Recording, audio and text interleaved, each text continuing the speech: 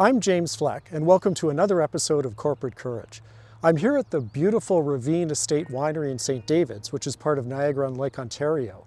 And around me are all the vines that were planted by the Lowry family 5 generations ago. And after tending this beautiful property for 5 generations, they've created an outstanding winery.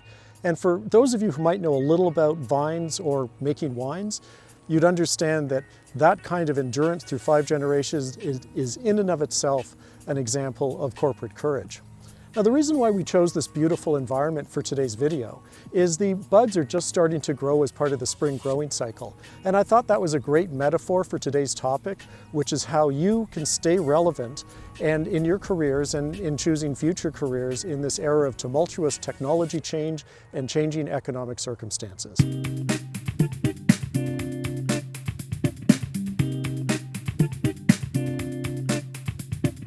I'm a former public company CEO and GE executive, and I've been coaching CEOs and their teams for well over a decade now. And for those of you who have watched my other videos, I appreciate the effort. And you may notice that we're trying something a little different today. I haven't just immediately gone to a blue screen talking head. And the reason is, I recently was speaking with a filmmaker who suggested that I put a little more motion in my videos. And so I'm trying to stick with the theme of continuous learning and growth by trying something new in my videos today. Now, the topic of continuous learning and personal development is certainly not a new topic, and it's not even a new topic in my own writing.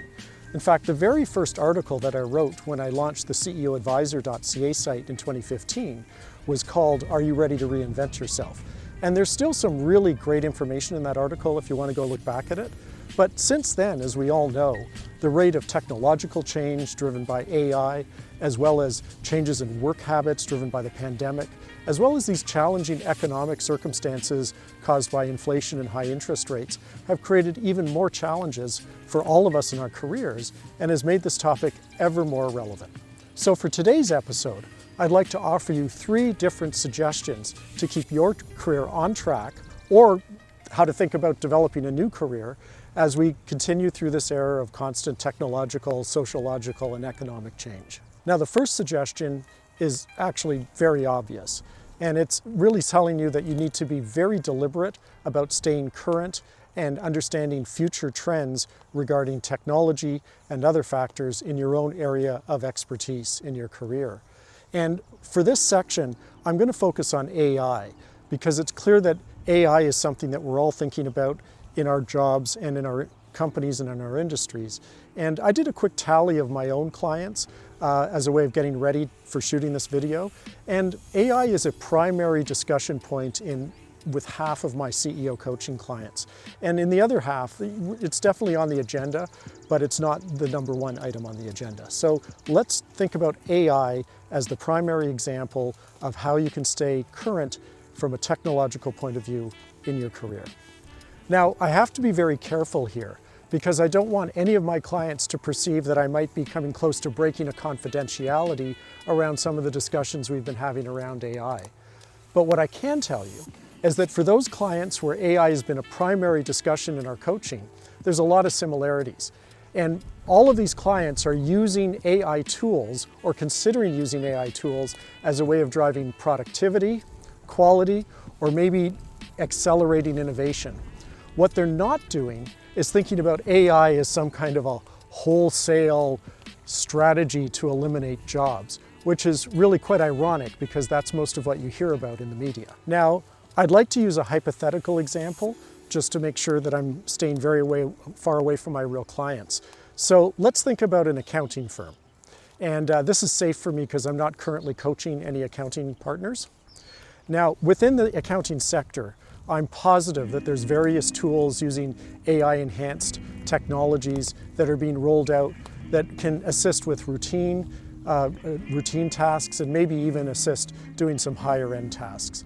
And so that'll be the example that I'd like to play out. Now, as in any profession, there are good accountants and bad accountants.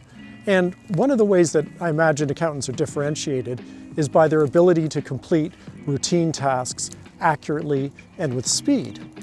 And a lot of studies have shown that for various professions, one of the main impacts of using AI technologies is it allows the more marginal performers, the below average or average employers, to raise their level of performance up to quite a high standard. Whereas for very top performers, there's only a small marginal improvement. And so the net effect is the gap between the bottom and the top has really been shrunk. Now, in general, organizations love this because it allows them to hire average employees or even less qualified employees to complete these tasks. But the challenge for those of us that would like to be top performers is in this environment with using AI tools for more routine tasks, it's going to be very, very hard to differentiate yourself in your performance. Now, here's where the story gets really interesting for high-performing employees. The other way that AI tools are being used, which is a way to really differentiate yourself if you put in the effort, is high-performing employees who are very thoughtful and very creative are finding ways to incorporate these tools into their workflow as they complete much more complicated tasks. And in some of the reports I've read, they almost talk about this as being a cyborg model or a mind meld between your mind and the AI tool. And this is really exciting because now we're talking about you as a high-performing person using AI tools to complete complex tasks that the AI can't do on its own and that might have taken you a lot longer to do on your own. And this is where there could be a real differentiator for you in using these AI tools. So, what are the learnings from these different scenarios of thinking of how to use AI tools in this hypothetical example? And really it's about being creative, being proactive, not getting stuck in just using the tools for routine tasks where you won't be able to differentiate yourself. But more importantly, whether you have proprietary AI tools or whether you're using generic tools like ChatGPT, what this allows you to do is really stay ahead of the curve, differentiate yourself, and learn how to reinvent your career or maybe even invent a new job for yourself. My second suggestion for remaining relevant and continuously growing your career in this environment is to really be very mindful about curating a broad range of contacts professionally and personally. And I'm particularly talking about intergenerational contacts. One of the trends that makes me very sad in our modern world is the lack of connectivity between generations. And some of this is driven by outright hostility. Millennials and Gen Z think the boomers have given them a raw deal and stolen all their resources. And in return, older people are really struggling to understand values and priorities of younger generations. And recent data is backing up this concept of lack of communication between the generations, showing that 80% of Americans in their 20s don't have a friend that's more or less than 5 years older or younger than them. But in this rapidly changing world, nothing can be more powerful than combining a network of younger people with technological prowess and their fingers on the pulse of the culture with older people that have been around a few cycles and have seen some stuff. And as a very personal example, but I think rather powerful, I've lived through a few different inflationary cycles in my life, including very high inflation in the UK in the 1990s. And a few years ago, when some of my younger colleagues and friends were talking about whether they should take a variable mortgage or lock in their mortgage, we had long discussions about the fact that inflation just wasn't a hypothetical construct, that it actually happened. And I'm so pleased that I convinced some of these people to take fixed rate mortgages, which have saved them thousands of dollars as interest rates have risen in the past few years. And this is an example of combining maybe the experience of one generation with the perspectives of another. I feel very privileged to be working with a number of young clients and colleagues. And these colleagues keep me relevant, they keep me fresh, and sometimes they really humble me as they teach me some perspectives that I haven't really figured out or been able to see for myself. And this is really very key for any of us more seasoned people that are trying to maintain these intergenerational professional contacts. Often I see the more experienced senior people end up playing the power game, end up trying to be the chief expert in a relationship. And I really think having true humility and understanding that these kinds of relationships are two-way in terms of learning and wisdom is extremely important. A number of years ago, I was at a conference where Dominic Barton, who at that time was the global chair of McKinsey, was speaking.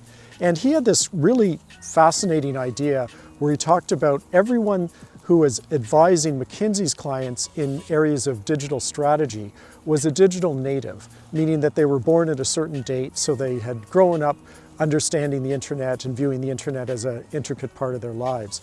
And I thought this was a really cool idea. Now, frankly, I don't know whether it was just a McKinsey marketing ploy, but I do like the concept. And it shows the value that different generations can bring to each other, not just in terms of information, but actually in terms of wisdom and decision making.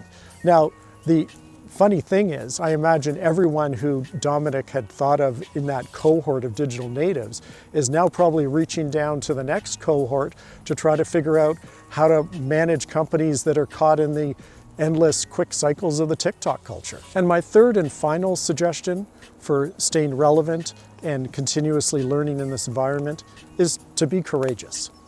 You know, there will be times where after you've looked at the technological challenges in your industry and you maybe sought counsel from your intergenerational contacts, that you decide that you really do have a problem, that your company or your profession or your particular job is really in danger and you're going to have to do something different.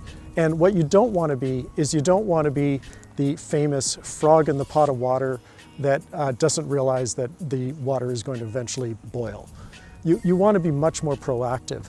And as I was thinking about the best example for this, I know a young female entrepreneur who's currently dealing with a really difficult issue where the company that she founded a few years ago is faced with one segment that is profoundly changing. And she reached the conclusion that that segment probably wasn't going to be viable for her anymore. And in order to focus her business on the future, she made the very difficult decision to exit that segment, even though it represents 50 to 60% of her revenue. Now that's courageous. So, if you take anything from today's video, please remember my 3 suggestions that will help you stay on track and stay ahead of the curve in this fast-moving era of technological change, social change, and economic challenges. And the 3 suggestions, quite simply, are to make sure that you're on top of technology changes in your own industry that could affect your career or your company. And those changes may be AI or they may be something else. The second suggestion is to really curate a broad range of professional contacts and really ensure that those are intergenerational contacts. And finally, be courageous. Courage is so important and it'll get you through the really difficult decisions that you may have to make at some point in this process. So that's all for today. Thank you for watching and listening, and I look forward to seeing you next time on Corporate Courage.